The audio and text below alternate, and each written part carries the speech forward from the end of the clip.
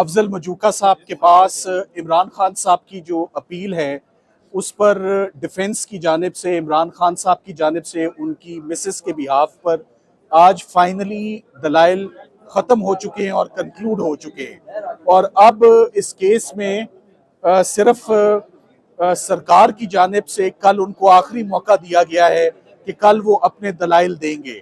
आज जब हम कोर्ट में आए तो सबसे पहले मुनासिब समझा कि ख़वातीन को भी, जो कि बहुत सारी ख़वातीन थी जिनको कोर्ट के अंदर आने नहीं दिया गया, ख़वातीन को नहीं रोकना चाहिए। फिर इसी वजह से आप देखें कि यूनाइटेड नेशंस भी मजबूर होती है कि ह्यूमन राइट्स की वायलेशन है, ख़वातीन की आवाज़ को सुप्रेस नहीं करना चाहिए। हम आज मुस्तफ़ीद हुए अदालत में बैरिस्टर खतीजा सिद्दीकी की मौजूदगी से, और मेरे साथ मौजूद हैं ज़ैनब उमैर, इनकी मौजूदगी से, जो मुस्लिम फैमिली लॉ भी पढ़ाते रहे, प्रोफेसर्स हैं लॉ कॉलेजेस में। सो इनको भी असिस्टेंस का पूरा मौका और अपॉर्चुनिटी मिली कि खुल के ये बुशरा बीबी के बिहाफ पर, ख़वातीन के बिहाफ पर कोर्ट को दलाइल दें और कोर्ट को कायल करें इस बात पर कि जो फैसला आया है वो एक गलत फैसला है और दोनों को ऑनरेबली इक्विट किया जाए इस मुकदमे में। अगर आप पूछें कि लुबे लुबाब क्या है आज के तमाम दलाइल का, तो 5-6 बातों से बात आगे नहीं जाती। ये इस्तगासा 2100 दिनों के बाद, 2100 दिनों के बाद रुजू का राइट नहीं होता। हमारे मजहब, हमारी सोसाइटी में 3 तलाकें लिखी हुई ठंडे मीठे पेन के साथ फाइनलिटी अटेन करती हैं और वो फाइनल कंसिडर की जाती हैं, उसमें रुजू का राइट या गुंजाइश नहीं बचती। पीरियड ऑफ इद्दत को सुप्रीम कोर्ट ऑफ पाकिस्तान ने अपनी जजमेंट में 39 डेज कह दिया है कि ये, और मुफ्ती साहब ने खुद भी कोर्ट में पेश होकर ये कह दिया है कि ये पीरियड कम भी हो सकता है, तो इसके बाद फिर गुंजाइश नहीं बचती। सबसे बड़ा जो ब्लो इस्तगासे को जाता है खावर मानिका साहब के केस को, कि पूरे का पूरा केस एक डिवोर्स सर्टिफिकेट से दिन गिने जा रहे हैं, और जो दिन गिने जा रहे हैं उसके ऊपर जो तारीख लिखी हुई है, वो डेट भी और वो महीना भी, उसके ऊपर टेम्परिंग है, उसके ऊपर इंटरपोलेशन है, उसके ऊपर फजिंग है। वो डॉक्यूमेंट एक अनसेफ डॉक्यूमेंट है और एक क्वेश्चनेबल डॉक्यूमेंट है। सो जो तलाक की तारीख ही डाउटफुल हो गई तो पूरे का पूरा केस डाउटफुल हो गया। ये जज साहब ने खुद भी फरमाया कि 40 मिनट से ऊपर का केस नहीं है। ये तो फैसला आएगा तो हमें पता लगेगा कि इससे मुस्तफीद कौन होता है, इससे डिफेंस होती है या इससे सरकार मुस्तफीद होती है।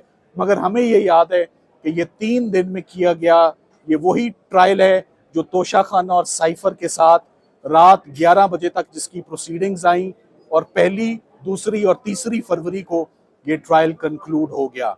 आज अपने दलाइल में ख़वातीन ने बहुत पुरजोर तरीके से इस बात पर जोर दिया कि पाकिस्तान में ख़वातीन जिनके साथ मिसहैप खुदा न खास्ता हो जाते हैं और दूसरी दफ़ा शादी के लिए घर वाले ख्वाहिशमंद होते हैं, जब ऐसी प्रोसिक्यूशंस होंगी तो फिर क्या इंजाम होगा हमारी सोसाइटी का। सो पाकिस्तान की तमाम ख़वातीन जज साहब की तरफ देख रही हैं, उम्मीद करते हैं कि वो इंसाफ करेंगे और ये कंट्रोवर्शियल केस और ये एक बदनुमा दाग और बेहुदा केस जिसे हम कहेंगे, जो बरकरार इतने दिन से इसमें सजा बरकरार जो है, इसको एट द अर्लीस्ट इसको ख़त्म किया जाए। क्योंकि आपके ये एक्विजिशंस किसी भी खातून पर हों, मगर इस केस में प्राइम मिनिस्टर लेवल तक, प्राइम मिनिस्टर हाउस पर आपके ये एक्विजिशंस जा रहे हैं, बिलो द बेल्ट ये बातें, नामुनासिब बातें, ये केसेस कभी अदालतों में आने ही नहीं चाहिए। पब्लिक की इसमें रिजेंटमेंट है, पब्लिक का इसमें डिसअप्रूवल है, पब्लिक का डिस्गस्ट है कि ये मुकदमा कभी चलना ही नहीं चाहिए था। उम्मीद करते हैं इसमें एक्विटल होगा। हमारे पॉइंट्स भी बड़े जानदार हैं। फौजदारी का मुकदमा किसी एक नुक्ते पर भी बरी करने के लिए काफ़ी होता है।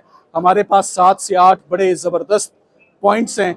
अगर सरकार उस टेम्परिंग और फोर्ज तारीख से बाहर ही नहीं निकलती तो मुकदमा यहीं पर ख़त्म है।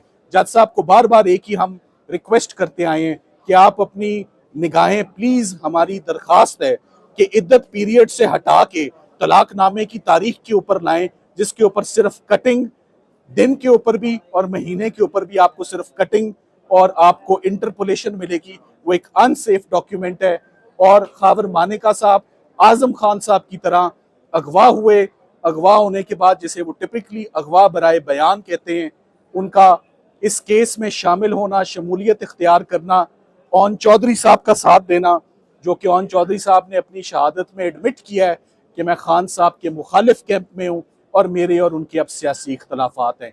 किसी ऐसे गवाह और उसकी गवाही पर इनसार करना विदाउट करॉबरेशन, जो खुद अपने मुंह से माने कि हमारे अब इख्तलाफात और डिफरेंसेस हैं, ये कन्विक्शन बिल्कुल बिल्कुल सेफ नहीं है। इसका एक ही अंजाम होगा, इक्विटल, प्योर एंड सिंपल। ये फैसला, मैं आपको दोबारा एक बात बता रहा हूँ, मैंने जज साहब को 2-3 दफ़ा अपनी गुजारिशात में रिक्वेस्ट की है कि मैं पीरियड ऑफ इद्दत पर बात किए बगैर, उनको डिस्कस किए बगैर ये केस बनता ही नहीं है। देखिए, आप सब लोग साइफर में आते रहे और मैं आप सब से सुनता रहा कि हमें तो खुद बहुत साइफर की अच्छी समझ आनी शुरू हो गई है। आप इद्दत और निकाह के केस में आ रहे हैं, 496 का जुर्म है, उसमें लिखा हुआ है किसी शख्स के साथ धोखा या फ्रॉड हो जाए। किसके साथ फ्रॉड हुआ है? इमरान खान साहब के साथ फ्रॉड हुआ है? नहीं, वो तो खुद मुल्जिम है। बुशरा बीबी के साथ फ्रॉड हुआ है? नहीं, वो तो खुद मुल्जिम है। तो फ्रॉड किसने किसके साथ किया है? खावर मानेका साहब के साथ अगर फ्रॉड हुआ है कि वो रुजू नहीं कर सके, तो सिविल कोर्ट्स के दरवाजे 6 साल के लिए बंद नहीं थे कि वो जाके रुजू की दरखास्त ना डाल सकते। और 6 साल के बाद जो अदालतों में आता है और इतने डाउटफुल केस के साथ आता है, उसको अदालतें इंटरटेन नहीं करती। उनके केसेस जो हैं वो इक्विटल में रिजल्ट करते हैं और ये इंशाल्लाह इस केस में होगा।